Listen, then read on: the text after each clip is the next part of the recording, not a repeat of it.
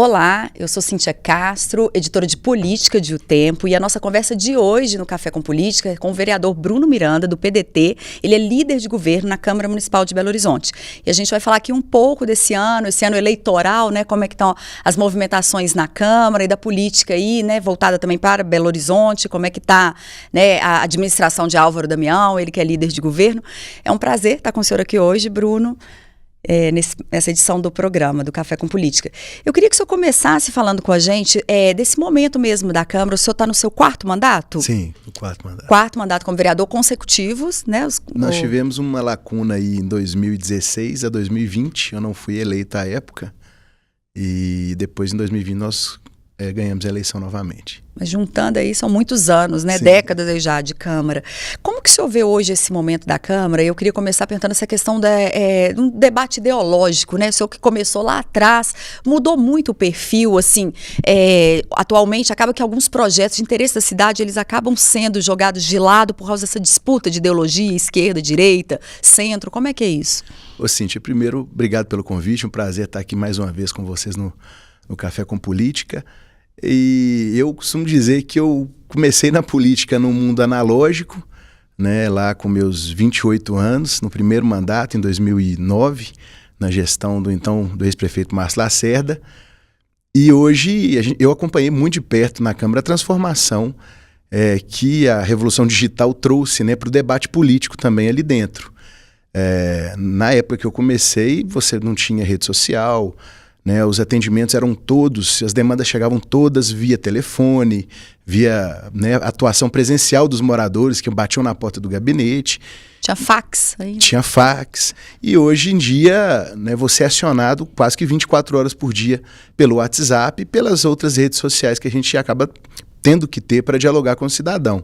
Então isso é positivo, porque aproximou o cidadão dos mandatos parlamentares, ou seja, a pessoa consegue chegar, consegue ser ouvida pelos deputados, pelos vereadores, enfim, pelos parlamentares, mas trouxe um desafio novo também, né? E em relação a essa polarização que se acentuou de alguns anos para cá, isso então vem muitas vezes sendo inclusive cortina de fumaça para problemas reais da cidade, né? Não só da cidade, mas do país também. Você muitas vezes põe um tema para ser debatido que, na minha opinião, por exemplo, ele não é o tema central que precisava ser debatido numa campanha eleitoral muitas vezes, né? E isso tem acontecido e dá engajamento nas redes, né? As pessoas fazem isso de forma deliberada, né? Os grupos antagônicos aí do poder hoje na política nacional, né? Da extrema esquerda, da extrema direita, tentam o tempo todo fomentar esse tipo de debate, mas que eu acho que ele é muito pouco produtivo para o debate verdadeiro que importa para o cidadão. Como reverter isso, hein? Se eu tenho alguma ideia? Porque isso acontece na Câmara, né, municipal, na federal, no Senado. Como que a população pode, talvez, escolher, não pelo ideológico, mas exatamente pelo que, né, o político ele pode fazer por ela, né? É verdade. Eu acho que na eleição passada a gente teve o ápice disso, assim. Então, mesmo que a gente ainda tenha um ambiente muito polarizado, eu percebo, né, no dia a dia com as pessoas, quando a gente anda nas ruas, conversa, que há uma tendência de equilíbrio em relação a isso. As pessoas estão vendo que a internet muitas vezes não retrata, né, a realidade, né, assim, que um perfil de um parlamentar, de um político que fica o tempo inteiro esbravejando e xingando quem é adversário dele, enfim, defamando, que isso não resolve o problema de verdade da vida dela, né? A pessoa que muitas vezes está numa região desassistida de infraestrutura, de saneamento, ou precisa de uma reforma numa escola, que isso não vai resolver esse problema, né? Isso vai gerar um ambiente de discussão, de debate, de nós contra eles, mas na prática isso é muito pouco resolutivo, na minha opinião. E o senhor, esse ano é um ano eleitoral, o senhor é pré-candidato já, deputado estadual? Isso, pré-candidato. Eu tive a oportunidade de me candidatar apenas uma vez a deputado estadual, por me dedicar mesmo assim à Câmara Municipal e procurado por nossos apoiadores, pessoas que acreditam no nosso trabalho e pelo nosso partido, nós resolvemos então encarar esse desafio E vamos aí, estamos caminhando, se Deus quiser, vamos chegar lá. E a gente até conversava aqui, vereador, um pouquinho antes da entrevista, em relação a um grande número de vereadores, né, que vão se candidatar. Dos 41 aí, parece que mais da metade deve estar na disputa, ou para deputado estadual, ou para deputado federal. Como que é isso? Eu tenho um número geral, se é esse mesmo, e por que essa disputa, né, sair do Legislativo Municipal? Historicamente, né, você tem um percentual interessante de vereadores de Belo Horizonte que conseguem atingir uma cadeira na Assembleia. Né? Belo Horizonte é a cidade mais importante do estado, né? O maior número de eleitores estão concentrados aqui. Então, naturalmente, lideranças surgem a partir da Câmara Municipal. E hoje a gente vive um momento de estímulo também por parte dos partidos, né? Com a cláusula de barreira, com a cláusula de desempenho hoje posta pela lei, os partidos precisam atingir coeficientes de votação importantes, sobretudo nas candidaturas a deputado federal. Então, muitas vezes o próprio partido estimula os vereadores, mesmo aqueles que não estão no planejamento inicial de serem já candidatos a deputado federal, estimulados pelo partido, eles acabam sendo, né, para poder, obviamente sempre acreditando numa possibilidade, mas muito para ajudar também os partidos a atingirem essa cláusula de desempenho. O senhor tem esse percentual mais ou menos, assim, mesmo que por alto? Nesse percentual que você falou, o último levantamento que a gente fez, 60%, era mais ou menos isso. Que vão se candidatar a algum cargo. O que a gente, como cidadão, assim, vê, e pegando a opinião do senhor, a gente teme que, às vezes, os debates da cidade, eles acabam também ficando em segundo plano, porque a gente teve eleição em 2024. No início do ano passado, a gente já sabia quem ali dos eleitos ou reeleitos que já seriam candidato a deputado. Então, é como se passasse os 4 anos aí já trabalhando, talvez, para uma reeleição ali para vereador, mas antes desses 4 anos já estão ali nos 2 anos trabalhando para a eleição como deputado. Isso não acaba atrapalhando? Ou, de certa forma, isso pode estimular também a pessoa querer aparecer melhor ali com o trabalho dela para ela conseguir ser mais, né, um nome mais forte aí para concorrer no estadual? Eu acho que é legítimo as pessoas que estão na política ou que estão fora dela também quererem se candidatar e querer se colocar, né, numa situação de disputa eleitoral. O calendário eleitoral permite isso, eleição de 2 em 2 anos, né? Eu acho que não é o ideal, mas no Brasil é assim que funciona. Então a gente acaba passando por isso. O mais importante diante disso tudo é não deixar projetos importantes na Câmara de serem votados em função de período eleitoral.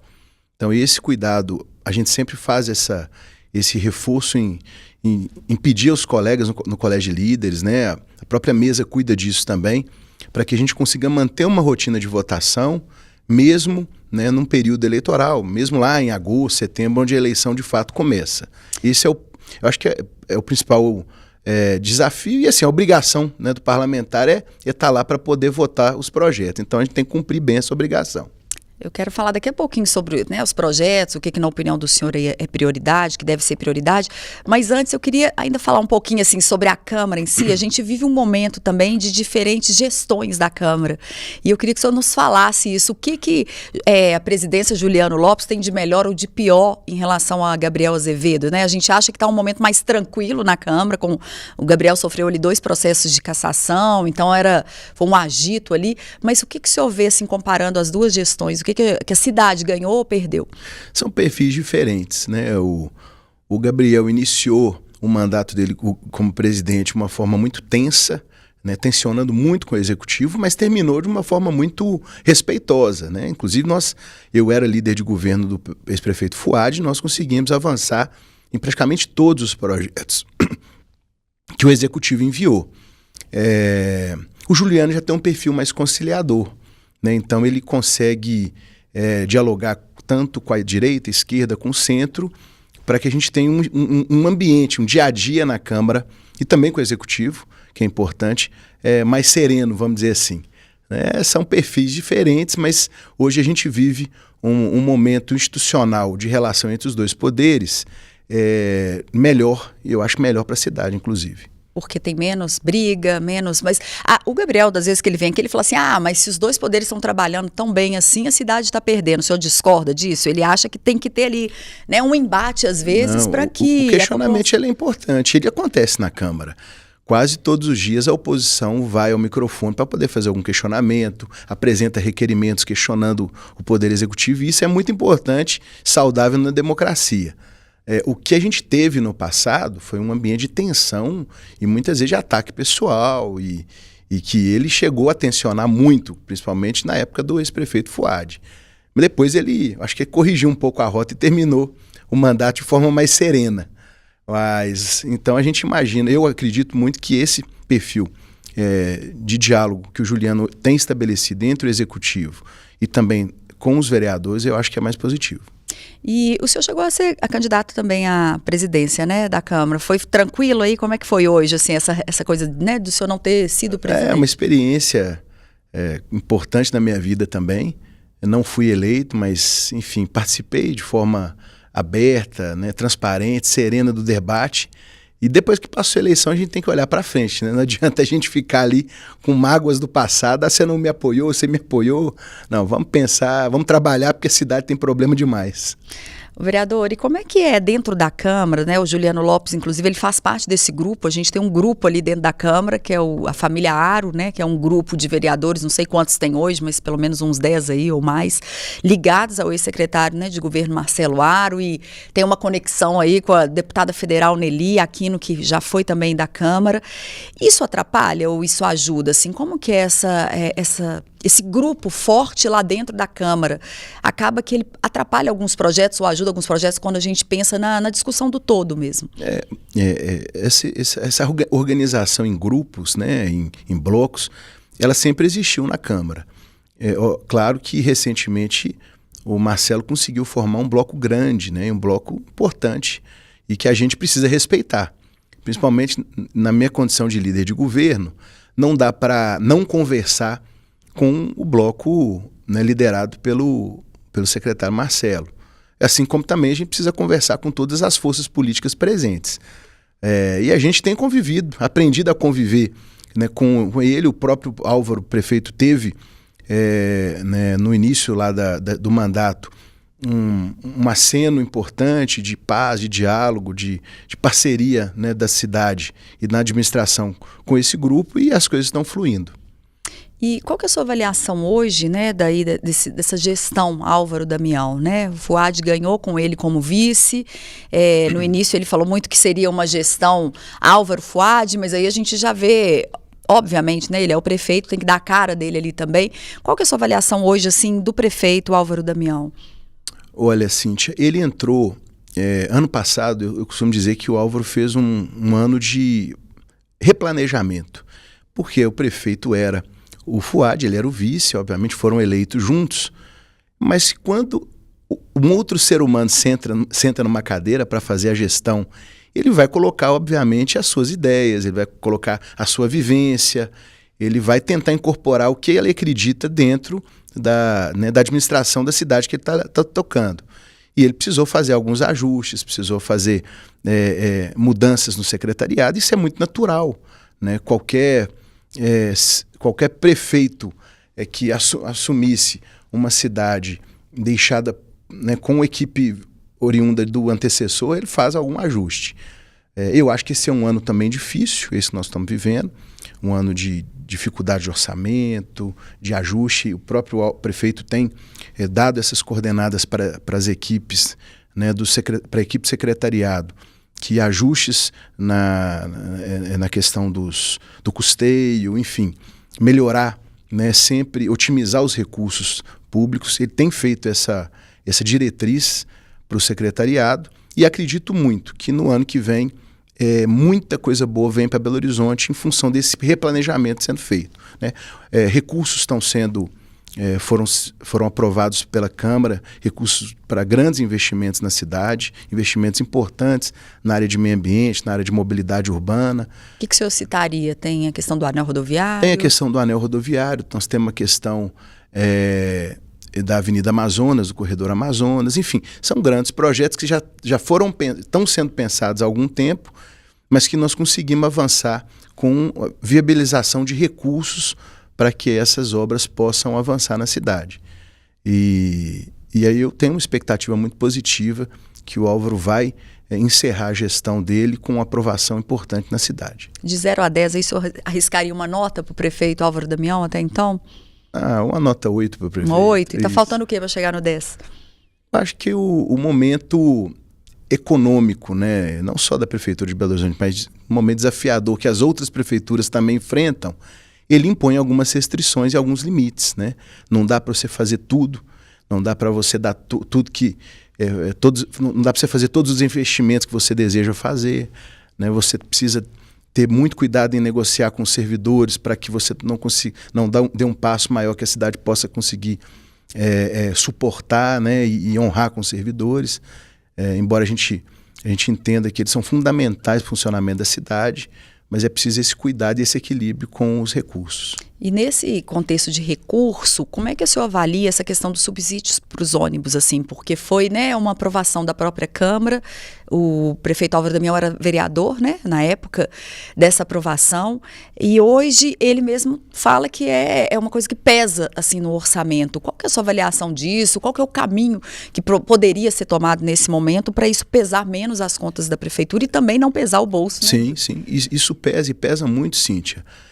Enquanto a gente não tiver uma definição nacional em relação à questão do custeio do transporte coletivo, nós, Belo Horizonte, São Paulo menos, né, em função da força econômica que tem ali a capital paulista, mas nós temos Brasília e outras cidades que estão muito estranguladas em relação ao custo desse serviço, né? Hoje, Belo Horizonte começou com 200 milhões, já está quase em 1 bi de subsídio. São Paulo nem se fala, São Paulo quase 10 bi. Isso Brasília 3,5 bi anualmente. Existe uma discussão sendo feita a nível federal, o presidente Lula acha importante, já meio que comprou essa ideia de que o transporte coletivo também seja parte, né, de um cofinanciamento entre os poderes, entre as partes, né, envolvendo o governo do estado, o governo federal e os municípios de grande porte, que são os que mais demandam esse apoio. O caminho é esse, não tem volta mais para isso, assim. O valor, o senhor falou, passou de quanto para quanto? De que ano para que ano, mais ou menos, assim? No primeiro ano que foi aprovado, ainda na gestão Fuad, eram 260 milhões, salvo engano. E isso, né, a partir do momento que você vai incrementando linhas, você vai ampliando o serviço, você tem um custo operacional também com a inflação, e esse valor vai sendo atualizado, né? E isso não é uma situação que acontece somente em Belo Horizonte. Isso acontece em Belo Horizonte, em São Paulo, em Brasília, né, capital federal.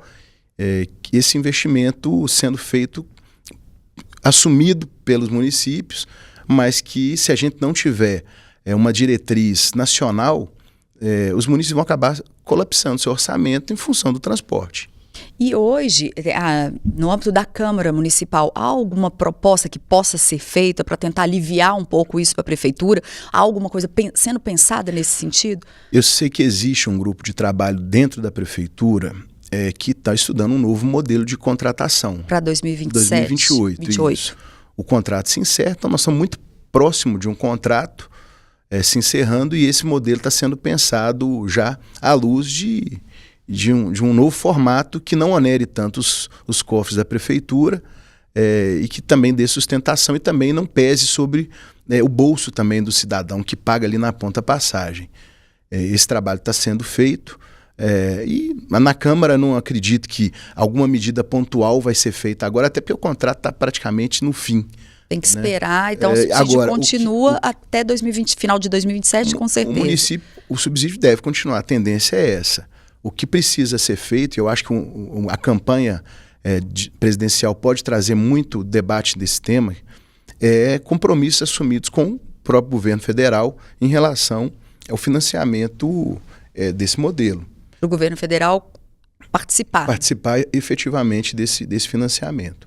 E assim, vereadora, a gente vê muito assim, né, os usuários do sistema de transporte reclamam da falta até de segurança, mas da falta de segurança, da falta de pontualidade, da falta de condições, de ônibus sem ar-condicionado. Então, assim, isso, sob o ponto de vista da população, cria uma certa revolta às vezes, saber que a prefeitura está estrangulada ali, que poderia estar usando esse dinheiro em outra coisa, está dando aí para os empresários e a população não tem isso revertido. A Câmara também pode atuar, ou atua, ou tem alguma intenção de fazer algo nesse sentido? A Câmara sempre atuou, né? A Câmara já fez CPI, a Câmara vai logo fiscalizar as estações BH Bus, enfim, com eventuais atrasos, questão de sucateamento. A Câmara sempre atuou. Mas nesse momento tem algo específico? Tem uma comissão tem uma comissão de estudo na Câmara tratando dessa questão do contrato futuro, né? Porque é jogar para a galera você falar de mudança nesse atual contrato que está acabando. Falta 1 ano e meio aí, 2 anos para acabar. Então existe essa comissão especial que já está se debruçando no que fazer para um próximo contrato. E as fiscalizações, elas são permanentes, né? A gente recebe muita denúncia do cidadão e assim a comissão de transporte principalmente atua na fiscalização das estações e na fiscalização do cumprimento dos contratos. Mas essa questão é realmente uma questão complexa, o senhor acha, aí, do valor, né? Complexa. Nós estamos discutindo isso há quantos anos, né? E não houve um desfecho ainda efetivo para o cidadão. Nós passamos um momento crítico na pandemia, né? Tiveram que fazer um esforço de adiantamento de vale transporte para poder dar conta de sustentar o transporte coletivo, tanto o convencional quanto o suplementar na época da pandemia. Depois da pandemia, houve um decréscimo grande do número de viagens com o advento, né, com o fortalecimento dos novos modais de transporte, que é Uber Moto, enfim, 99. E isso impôs para o poder público vários desafios. O que a prefeitura não pode errar, o que o prefeito Álvaro não pode errar, é num novo modelo de contrato para os próximos anos. Que é o que essa comissão vai auxiliar aí nessa construção. Exatamente. E isso a gente vai ter esse resultado, é uma proposta até o fim do ano que vem, o senhor acredita? Eu tenho um prazo para essa comissão apresentar? Tem, até no início do ano que vem. Porque aí tem um ano para viabilizar. Exato. Mas paralelo a isso, a prefeitura também tem um grupo de trabalho, né, liderado pela SUMOB, que é a Superintendência de Mobilidade, que está discutindo esse novo modelo de contratação do transporte coletivo. E aí, praticamente, para quem nos acompanha, entender como que funciona. A Câmara tem um grupo, a Prefeitura outro, e depois precisa de um projeto de lei, e essa questão do governo federal aí já seria um a mais. Assim, independentemente do governo federal, a gente vai ter essa mudança, né, no sistema de BH. O contrato vai vencer. Você precisa fazer um novo modelo de contratação, de licitação, para que outras empresas possam atuar em Belo Horizonte, vamos dizer assim. E aí a prefeitura precisa dizer qual modelo de contratação que ela deseja, né? É mais ou menos isso. Paralelo a isso, essa discussão está sendo feita em Brasília, né? A Frente Nacional dos Prefeitos encampou essa luta, porque isso é um problema de todas as grandes cidades do Brasil, não é só de Belo Horizonte. Então, eu acredito muito que nós teremos desdobramentos efetivos em relação a isso nos próximos meses ou até no próximo ano. E o senhor sabe dizer se esse subsídio de Belo Horizonte ele é percentualmente maior, igual ou menor do que em outras cidades que recebem em relação aos ônibus? Eu não sei te dizer números absolutos. Ele é menor que Brasília, eu sei te dizer, e bem menor que São Paulo, até pelo tamanho. Mas eu não sei te dizer do ponto de vista, né, de proporção. Né? E isso, vereador, entraria, por exemplo, se sobrasse um pouco, aí se tivesse uma ajuda para, né, essa questão do valor que se vai para os ônibus, poderia se voltar a discutir tarifa zero em Belo Horizonte, ou uma coisa não tem a ver com a outra? Porque a grande questão do tarifa zero é quem vai pagar o tarifa zero, né? Como é que se houver essa discussão? O que o presidente Lula está propondo, e que ele já sinalizou, ele não está sinalizando para a tarifa zero, mas ele está sinalizando para uma tarifa social, uma tarifa mais em conta, né, que o trabalhador possa aí fazer o pagamento, não pesar tanto no orçamento, vamos dizer assim, mas com esse suporte do orçamento público, né, tanto da União quanto dos estados e dos municípios. Essa é a linha que o governo tem pensado. Então, depende, de novo, mais do nacional mesmo, assim, né? Do governo federal. E dentro do que o senhor fala, assim, né? Que isso aperta o orçamento da prefeitura, o que o senhor acha que falta, por exemplo, para a cidade? O prefeito Álvaro Damião tem sido muito criticado por essa questão do cuidado aí, né? Por exemplo, anel rodoviário, às vezes cheio de mato e a cidade, às vezes, muito suja. Esse é um problema, o senhor acha também que falta o dinheiro, o recurso, ou é uma falta de gestão para que isso aconteça? Esse é um problema que foi identificado no ano passado, que precisava ser melhorada a zeladoria da cidade. O que o prefeito fez? O prefeito já atuou alterando várias peças importantes dentro da administração dele na prefeitura, né, tanto na subsecretaria de zeladoria, na SUSURB, na secretaria de obras, nas regionais, e isso eu falo porque eu acompanho de perto, né, e ele fez inclusive várias reuniões com as equipes dizendo o seguinte: o nosso foco é zeladoria da cidade. Então, eu, pelo menos na minha regional, tenho percebido que houve um avanço, uma melhoria, né, na limpeza, nessa questão da organização do espaço urbano, mas não tem mágica, não tem milagre, assim, é trabalho, e agora seguir monitorando esse dia a dia das equipes, né, para que os recursos sejam otimizados, para que as equipes sejam mais resolutivas, e a gestão, né, é monitorar o dia a dia da cidade com os relatórios das regionais, o que tem sido feito, o relatório semanal do que está sendo feito na cidade. É um desafio grande acabar com esses botaforas clandestinos que nós temos em vários pontos da cidade. Lá na região Nordeste nós conseguimos avançar em alguns pontos importantes. Eu falo porque a gente acompanha e recebe demanda também disso, do cidadão. Mas é um desafio, porque você acaba hoje, se você não vigiar e monitorar, o Botafora acaba voltando. É a gestão e o recurso. Né, para fazer. E nesse ano, quais que são aí os projetos que o senhor citaria como principais da Câmara, né? É um ano aí eleitoral que acaba que a atenção fica meio dispersa, mas assim, essa questão da verticalização, né? Que o Damião, até logo que ele assumiu, ele falou com a gente, e depois falamos disso de novo em vários momentos, sobre essa questão de estar verticalizando, de construir prédios de 50 andares. O que está previsto na Câmara, no âmbito da Câmara, que o senhor considera como importante? Eu acho que logo quando ele chegou, ele usou esse exemplo da verticalização muito mais no sentido de dizer o seguinte: olha, nós temos que voltar a impulsionar o setor imobiliário em Belo Horizonte, né, que ficou um tempo estagnado. Então, acho que foi nesse sentido. E aí, com os debates junto à Secretaria de Política Urbana, veio a ideia do novo centro, né, da revitalização da região central, de reocupação da região central. Esse é um dos projetos importantes que a gente tem.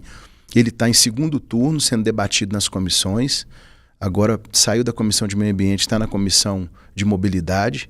Esse é um dos projetos estratégicos para essa administração, porque a gente entende que o centro e a região central, se não houver um esforço entre o poder público e a iniciativa privada, as coisas não vão acontecer. A prefeitura vai lá, faz uma obra na Praça Rio Branco, faz uma obra na Praça da Estação, mas isso não resolve. Se a gente não tiver, nós temos mais de 1.500 galpões na região central. Esses galpões podem ser transformados em algo que tenha utilidade na cidade, né? Com moradias, com empresas ocupando ali, com lanchonetes, com restaurantes. A ideia é reocupar a região central com gente, porque as pessoas circulando na cidade, você acaba promovendo essa ativação também da economia da região. Mas esse ano, o que o senhor acha que vai se concretizar em relação a esse projeto? Esse projeto, o nosso objetivo é aprovar até julho, agosto.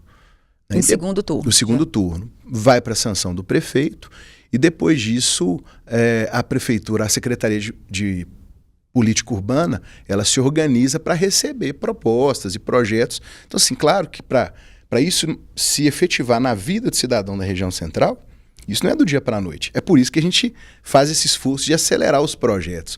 Porque nada na administração pública acontece como mágica, né? Planejamento, você tem que aprovar. Os financiamentos que a gente aprova mesmo. O financiamento, a aprovação legislativa na Câmara é um passo para o financiamento. Né? Depois você tem uma tratativa com os órgãos, né, com as instituições financeiras. Os projetos geralmente são organizações muito rígidas em relação aos escopos do projeto. Né? Se o projeto é para a área de sustentabilidade e tem que estar comprovadamente que ele vai fazer a diferença na cidade para essa área de sustentabilidade. Então, assim, o que porque às vezes muitas pessoas acham que aprovou o recurso, no outro dia ele já está sendo utilizado como obra. E não é assim, quem dera que fosse. E não pode ser também, porque você tem que ter controle. Para Pampulha tem alguma coisa prevista em termos de projeto de lei, de alguma alteração, assim? Porque eu lembro que o Damião também falou que ele queria mexer em algumas coisas da Pampulha, né? Para que a Pampulha possa até ser mais estimulada aí para o turismo. A Pampulha, a Secretaria de Obras tem feito estudos aí e conversando com vários organismos, até internacionais, no sentido de buscar uma solução mais efetiva, né, e definitiva. A questão do trabalho que a Copasa está fazendo, né, junto com a Prefeitura de Belo Horizonte, de contagem, né, de remoção né, desses canais, dessas últimas ligações de esgoto que entram para a Pampulha. Isso é fundamental, porque se você não acaba de tirar o esgoto da Pampulha, você vai continuar enxugando gelo. Né? Então a Copasa assinou um TAC com o Ministério Público, eles têm prazo para cumprir esse trabalho, isso a Prefeitura acompanha de perto também. Então, assim, são várias ações e a gente acompanha sempre de perto lá também na Câmara. A privatização da Copasa não vai atrapalhar isso, esse processo? Olha, a instituição assinou um termo e ela precisa honrar com que ela, a partir do momento que, se ela de fato for privatizada, ela precisa, o CNPJ dela continua, né? O senhor tem um projeto que o senhor vai falar também sobre saúde bucal, o senhor é dentista, conta pra gente, é um vereador que não é dentista hoje ou é dentista também? Sim, a gente tem menos tempo para odontologia clínica, né? Mas sempre quando pode, a gente está lá também no consultório. A gente acompanha muito de perto os temas relacionados à odontologia, em âmbito nacional, inclusive.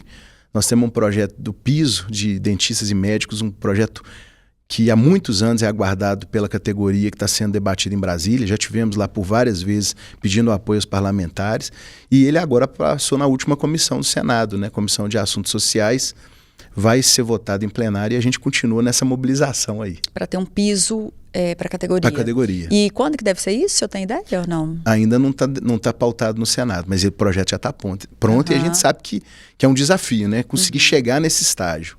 E para o senhor, como vereador, o senhor acha também, vereador e dentista, né, é essencial para a valorização da profissão? É essencial, um trabalho que a gente vem acompanhando aqui há muito tempo. Na Prefeitura de Belo Horizonte, nós conseguimos, na época do FUAD, criar uma diretoria de saúde bucal que não existia no âmbito da Secretaria Municipal de Saúde. Então, hoje, você tem uma estrutura na secretaria que dialoga com o nível secretariado, né, que não tinha isso. Então, isso fortalece a política na cidade. Então, são passos importantes que a gente vai galgando. Não tem milagre, não tem mágica. É muito trabalho de convencimento, aprovação na Câmara, para a gente poder avançar. Vereadora, a gente caminhando para o fim, eu queria aproveitar só de fazer uma última pergunta. O senhor é do PDT, que é o partido do ex-prefeito Alexandre Calil, que é pré-candidato ao governo do Estado. Como é que o senhor vê o Calil aí nesse cenário estadual e essa dúvida que fica, o Calil vai estar junto com o presidente Lula, não vai, o Calil não quer o presidente Lula na campanha. Como é que o senhor pode nos contar aí dessa campanha? Olha, o Calil está muito animado, né? Os momentos que tive com ele em algumas atividades partidárias, ele se mostra muito entusiasmado com a candidatura. As pesquisas cada dia mais o animam, né? Por ele estar sendo reconhecido nas pesquisas, lembrado pelo eleitorado. Ele está trabalhando bastante, né? Está na sede do partido diariamente atendendo pessoas, lideranças, né? Eu pude participar de um encontro com ele, onde ele recebeu ali lideranças de vilas e favelas da cidade e as pessoas puderam falar um pouco aí do que o governo do estado poderia, né, agir e atuar em relação a essas comunidades. Então eu vejo ele está muito bem posicionado nesse jogo, Cíntia. Não dá para falar se ele vai estar junto com o presidente Lula ainda ou não? Não dá. Ele tem conversado, né, recebeu o Edinho recentemente aqui em Belo Horizonte, tem conversado com outras lideranças também de centro-direita, mas aí eu não sei te dar esse spoiler, mesmo, né? Não. E ele, o senhor acredita que vai para governo até o fim? Porque até hoje algumas pessoas que a gente recebe aqui falam, será que ele não vai para o Senado? O que o senhor sente na conversa com ele? Que ele toparia ir para o Senado? Não, a conversa dele é o tempo inteiro para o governo do estado. Ele está muito motivado, muito entusiasmado e está trabalhando o tempo inteiro nesse sentido. Tá joia. Muito obrigada, vereador. Seja bem-vindo aqui. Quando o senhor quiser voltar, só nos falar. A gente que agradece o convite sempre. Parabéns pelo trabalho de vocês aí, Cíntia. Obrigado. E obrigada a vocês que nos acompanham. Essa entrevista vai estar disponível na íntegra no nosso canal de O Tempo no YouTube, também nas nossas redes sociais, no portal otempo.com.br e no jornal impresso. Obrigada e até a próxima.